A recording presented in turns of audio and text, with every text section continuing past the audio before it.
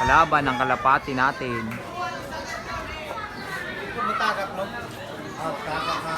Parang kuko pag umaangat man niya. Oh, ito po yun. Kahit pulis ang kuko niya.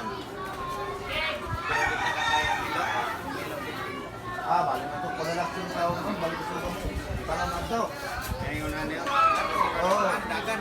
Dirit ko dagan. Huli. Tirador. Gagmay man daw. Milo, no? Anong ganyan yun ni Milo? Gagmay, no? Ako din. Parang pusa ko. Mahal na. Mahal lang kung ano man ang napakay. Ano? Ano na? Wala nang mayaman. Tirador ng kalapati. Hinabang nga niya yung kalapati. Hinahabol? Oo, tragi talaga itong pusa na to. Nakakadalawa ka na sa akin. Inaano niya yung kalapati. Gusto niyang takmain eh. Kalaban yan. Kalaban nga eh. Sa akin, pinagpapalo ko mga pusa doon sa kanila. Bakit talaga ito? Isang beses nasugatan na yung akin eh. Dito pakpak ko.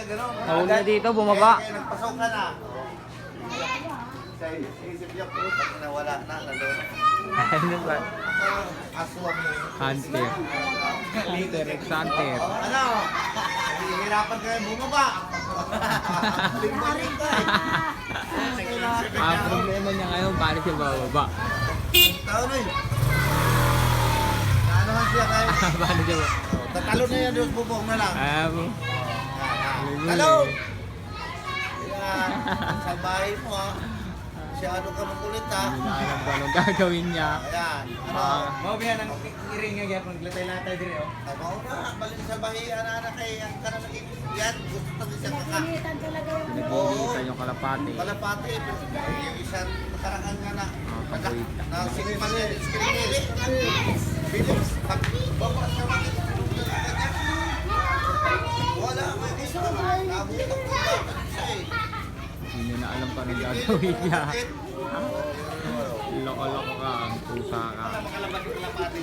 Ale.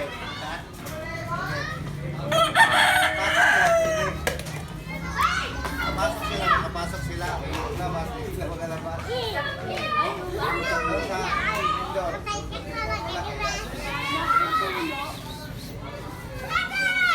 Ayun yung amo niya. Oh, problema na yung amo niya. Problema na yung amo niya. Yan, diyan ka lang muna. Tirador ka ng kalapati ko. Ang laki ng kalapati oh. May dakmay, tirador. Tirador ng kalapati. Dalawang beses na yan. Nakadalawang beses na. Ang amo niya. Ang problema na yung anak mo te. Kung paano bababa. Yun,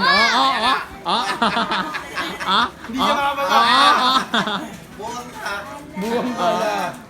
Paano kayo bababa? Nga. Wala na. Talon. Talon. Ay,